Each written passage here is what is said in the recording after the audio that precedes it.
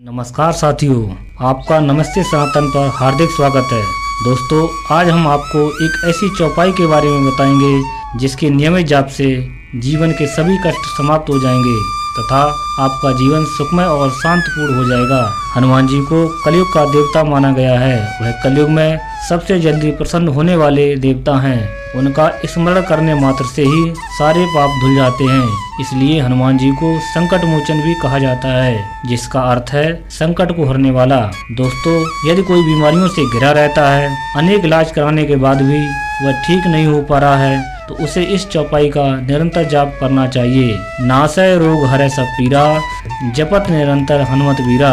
दोस्तों, इस चौपाई के जाप के साथ साथ अपना इलाज भी हल्का फुल्का चलते रहने देना चाहिए। अब कुछ लोगों के दिमाग में एक प्रश्न चल रहा होगा, जब हम चौपाई से ही ठीक हो जाएंगे तो फिर इलाज क्यों करवाएं? तो इस सच्चाई को जानने के लिए वीडियो को बिना स्किप किए एंड तक जरूर देखना चाहिए। मैं आपको बताना चाहूँगा कि सनातन धर्म विद्वान और शिक्षित लोगों का धर्म है, अशिक्षित और मूर्ख लोगों का नहीं। सनातन तर्क का विषय हो सकता है, किंतु कुतर्क का कभी नहीं। जब लक्ष्मण जी को मेघनाथ द्वारा चलाए गए बाढ़ से मूर्छित हो गए थे, तो उनको भी संजीवनी बूटी द्वारा नामक औषधि देकर ठीक किया गया था। भगवान राम और हनुमान जी चाहते तो स्वयं अपनी शक्तियों द्वारा ठीक कर सकते थे, परंतु उन्होंने ऐसा नहीं किया, क्योंकि वह मानव रूप में पृथ्वी पर जन कल्याण के लिए आए थे और उन्होंने जन कल्याण के लिए ही लीलाएं की। दोस्तों, उस युग में राम जी और हनुमान जी साक्षात मानव रूप में प्रकट थे, परंतु कलिकाल में वो साक्षात आपके सामने प्रकट नहीं हो सकते, क्योंकि कलिकाल में सिर्फ नाम की ही महिमा का गुणगान किया गया है। गोस्वामी तुलसीदास जी कहते हैं कि कलयुग केवल नाम आधारा, सुमिर सुमिर नर उतरहि पारा।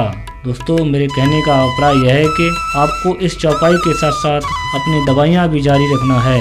कुछ नास्तिक लोगों के मन में यह प्रश्न उठ रहा होगा कि इस चौपाई का जाप करने से भला रोग ठीक होने से क्या संबंध है, तो मैं उनके भी प्रश्न का उत्तर देने की कोशिश करूंगा।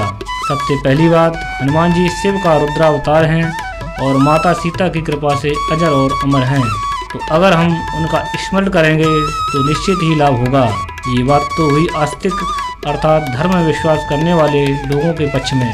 अब नास्तिक जो भगवान वगैरह को नहीं मानते, उनके लिए चलो मान लिया जाए ये सब झूठ है, तो हम वैज्ञानिक दृष्टिकोण से बात करेंगे कि यह चौपाई कैसे काम करेगी।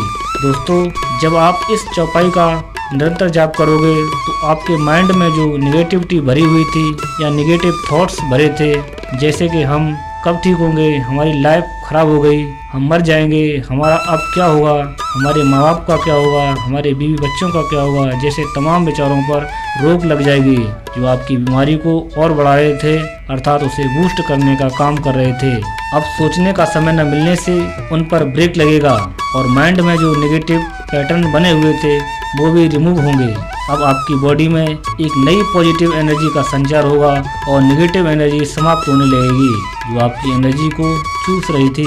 दोस्तों, जैसे जैसे हम इस चौपाई का जाप करते जाएंगे, वैसे वैसे पुराने पैटर्न रिमूव होंगे और नए पैटर्न हमारी बॉडी को ऑटोमेटिक धीरे धीरे रिकवर करने लगेंगे। कुछ ही दिनों में चौपाई के जाप से आप मकर जाल से बाहर निकल खुद को स्वस्थ पाओगे। दोस्तों, अंत में बताना चाहूँगा कि इस चौपाई का आध्यात्मिक और वैज्ञानिक दोनों ही दृष्टिकोण से लाभ है। दोस्तों, अगर वीडियो पसंद आया हो तो कमेंट बॉक्स में जय श्री राम अवश्य लिखें।